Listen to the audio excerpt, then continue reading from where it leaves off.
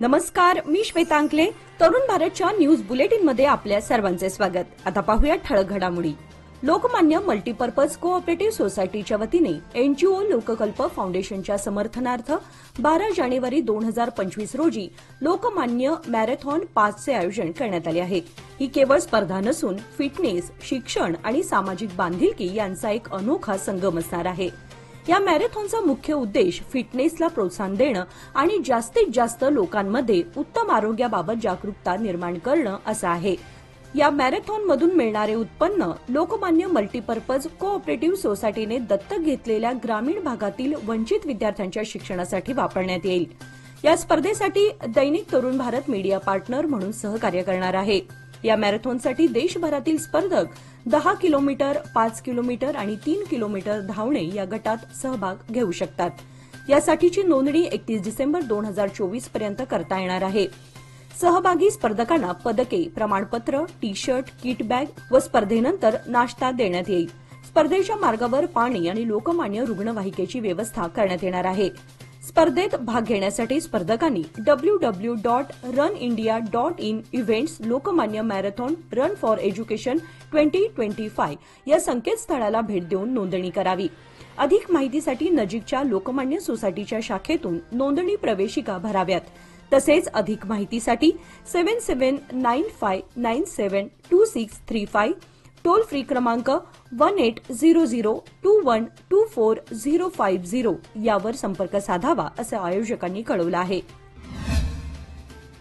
कोल्हापुरात शिवसेना उद्धव बाळासाहेब ठाकरे पक्ष आक्रमक झालाय. शिवसेनेचे उपनेते संजय पवार आणि सहसंपर्क प्रमुख विजय देवणे यांनी कर्नाटकच्या मंत्री आणि आमदारांना अंबाबाई मंदिराच्या प्रवेशद्वाराजवळ अडवलं आहे. कर्नाटकचे आमदार हे अंबाबाई दर्शनासाठी आज कोल्हापुरात आले होते. यावेळी आक्रमक झालेल्या शिवसेना उद्धव बाळासाहेब ठाकरे पक्षाच्या कार्यकर्त्यांनी त्यांना चांगलाच जाब विचारला. कर्नाटकचे प्रशासन शिवसेनेच्या नेत्यांना कर्नाटकात येण्यासाठी बंदी करतात, तर आम्ही कर्नाटकातून महाराष्ट्रात येणाऱ्या मंत्र्यांना का बंदी करू नये असा सवाल शिवसैनिकांनी विचारलाय. सीमा प्रश्न लवकर सुटावा यासाठी तुम्हीही प्रयत्न करा असा सल्ला देखील शिवसैनिकांनी त्यांना दिला. यावेळी अंबाबाई मंदिराच्या विद्यापीठ हायस्कूल परिसरात शिवसैनिक आणि कर्नाटकच्या आमदारात जोरदार शाब्दिक चकमक उडाली. बेळगाव येथे कर्नाटक विधिमंडळाचे हिवाळी अधिवेशन सुरू असतानाच राज्याचे माजी मुख्यमंत्री व देशातील एक बडे राजकीय व्यक्तिमत्व एस.एम. कृष्णा यांचे काल मंगळवारी निधन झाले. एस.एम. कृष्णा यांच्या निधनानिमित्त कर्नाटक सरकारने 3 दिवसांचा राजकीय शोक जाहीर केलाय. आज बुधवारी सुट्टी जाहीर केली. विधानसभा आणि विधान परिषदेत दोन्ही सभागृह गुरुवारी सकाळपर्यंत तहकूब केल्याने अधिवेशन व आंदोलन परिसरात शुकशुकाट पाहायला मिळत आहे. बेळगाव उत्तरचे आमदार आसिफ सेठ यांनी मंगळवार दिनांक 10 डिसेंबर रोजी शहरातील महंत भवन येथे आयोजित करण्यात आलेल्या मोफत वैद्यकीय शिबिरात सहभाग घेतला.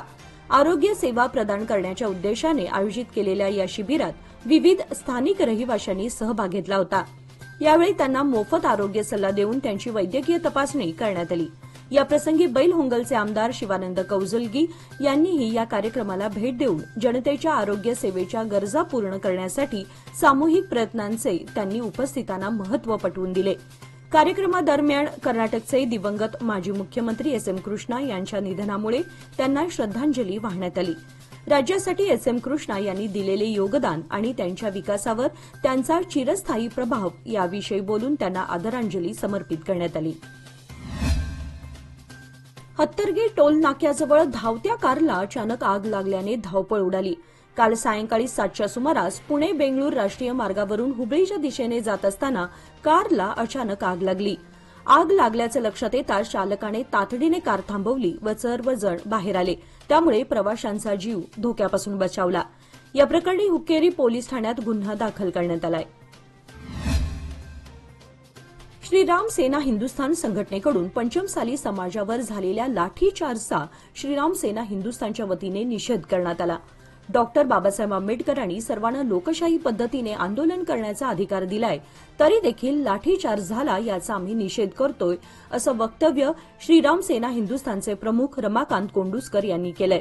पुढे ते म्हणाले की सरकारकडून हीच अपेक्षा आहे की मोर्चा सामोरे जाऊन सहानुभूतीपूर्वक मागणीवर विचारविमर्श करून जनतेच्या रोषास बळी न पडता शांततामय पोषक वातावरण निर्माण करण्यात प्रयत्नशील व्हावेत अशी विनंती करतो, असे ते म्हणाले. सादर आहे लोकमान्य दुर्गा शक्ती योजना, जी देते तुमच्या गुंतवणुकीवर 10.25% परतावा, तेही फक्त 18 महिन्यांमध्ये. सोबत 1 लाखापर्यंत व्यक्तिगत अपघाती विमा विनामूल्य उपलब्ध. अधिक माहितीसाठी आजच कॉल करा 1800-212-4050. फक्त सभासदांकरिता. अटी लागू. लोकमान्य, जिथं पैसा वाढतो आणि नातं वृद्धिंगत होतं. स्वच्छता कर्मचाऱ्यांच्या 33 महिन्यांपासून प्रलंबित असलेल्या संकट भत्त्यासाठी महापालिकेच्या आरोग्य खात्याच्या दुर्लक्षाविरोधात सरकार नियुक्त नगरसेवक दिनेश नाशिपुडी यांनी उपोषण सुरू केलं आहे. महापालिकेच्या 629 कर्मचाऱ्यांपैकी अनेकांना हक्काचे पैसे अद्याप महापालिकेकडून देण्यात आलेले नाहीत, असा आरोप करत त्यांनी हे उपोषण हाती घेतलं होतं. मात्र अधिकाऱ्यांनी तातडीने सर्व फाईल एकत्रित करून भत्ता मंजूर करण्यात आला. महापालिकेत काम करणाऱ्या स्वच्छता कर्मचाऱ्यांचा 33 महिन्यांचा संकट भत्ता अद्याप प्रलंबित आहे, असे सांगत दिनेश नाशिपुडी यांनी आरोग्य खात्याच्या निष्क्रियतेबद्दल संताप व्यक्त केला. या घटनेचा निषेध करत त्यांनी महापालिकेच्या आरोग्य खात्यासमोर उपोषण सुरू केलं होतं. मात्र त्यांच्या उपोषणाला फळ मिळालं असून अधिकाऱ्यांनी मागण्या मान्य करून कार्य केलं आहे. गेल्या 15 दिवसांपासून 5 हत्तींचा कळप खानापूर तालुक्यातील अनेक गावांमध्ये ठाण मांडून आहेत. त्यामुळे या भागातील शेतकरी भीतीच्या छायेखाली आहेत. काल मंगळवारी रात्री हत्तींच्या कळपाने नंदगड तालुका खानापूर येथील मोहम्मद सादिक खाजी यांच्या शेतातील भात, नाचणा आणि ऊसाचे हजारो रुपयांचं नुकसान केलं आहे. शेतकरी अनेक दिवस परिश्रम करून उभ्या केलेल्या पिकांचा नाश झाल्यामुळे चिंतेत आहेत. सुमारे 150 पोती भाताचं नुकसान झालं असून ऊसाचं देखील मोठं नुकसान झालंय. तुकाराम गौडा, संजू कारलगेकर, राजू गुरुनाथ देसाई, रमेश पाटील, नारायण वद्रे या शेतकऱ्यांचे देखील पिकांचं नुकसान झालंय. बेळगाव येथील श्री क्षेत्र दक्षिण काशी कपिलेश्वर मंदिरामध्ये आज सकाळपासून विविध धार्मिक कार्यक्रमांना चालना देण्यात आली. आज मोक्षदा एकादशी व गीता जयंती निमित्त विशेष रुद्रपठण, रुद्राभिषेक व पंचामृत अभिषेक करण्यात आला. त्यानंतर महाआरती व श्रीमद भगवत गीता पूजन सर्व ट्रस्टी आणि महिला सेवेकऱ्यांच्या हस्ते पार पडले. खानापूर तालुक्यातील भीमगड अभयारण्यातील हेमाडगा या ठिकाणी तेरेगाळी परिसरात वाघाच्या हल्ल्यात म्हैस ठार झाल्याची घटना आज बुधवारी घडली. या घटनेमुळे परिसरात खळबळ उडाली असून वन विभागाने वाघाचा बंदोबस्त करावा अशी मागणी आहे. भीमगड अभयारण्यातील हेमाडगा या ठिकाणी तेरेगाळी गावातील शेतकरी भीमाप्पा मल्लाप्पा हणबर हा घोऱ्याखी जनावरे चरायला घेऊन गेला होता. परतीच्या वेळेस दबा धरून बसलेल्या पट्टेदार वाघाने एका म्हैशीवर झडप टाकली. या हल्ल्यात 4 वर्षाची म्हैस जागीच मृत्यू झाली. त्यामुळे शेतकऱ्यांवर आर्थिक संकट कोसळलं आहे. वन विभागाकडून आर्थिक नुकसान भरपाई मिळावी अशी मागणी होत असून पंचनामा वनरक्षक यांनी केला आहे. आरक्षणासाठी शांतता रीतीने आंदोलन करणाऱ्या पंचमसाली समाज बांधवांवर पोलिसांनी लाठीचार्ज केला. या हल्ल्याच्या निषेधार्थ गुरुवार दिनांक 12 डिसेंबर रोजी संपूर्ण राज्यात महामार्ग बंद करून आंदोलन छेडण्यात येणार आहे, अशी माहिती कुडल संगम पंचमसाली पीठाचे जगद्गुरू बसवजे मृत्युंजय स्वामीजी यांनी काल मंगळवारी सायंकाळी दिलाय. या संदर्भात बोलताना ते म्हणाले की पंचमसाली समाजाचे आंदोलन दडपण्यासाठी सातत्याने दडपशाही करण्यात आली. समाज बांधवांवर लाठी हल्ला करणाऱ्या सरकारला अद्दल घडवण्यासाठी संपूर्ण राज्यात रास्ता रोको करण्यात येणार आहे. तुमच्या हातून पंचमसाली समाजाला आरक्षण देता येत नसेल तर तसे स्पष्ट सांगा.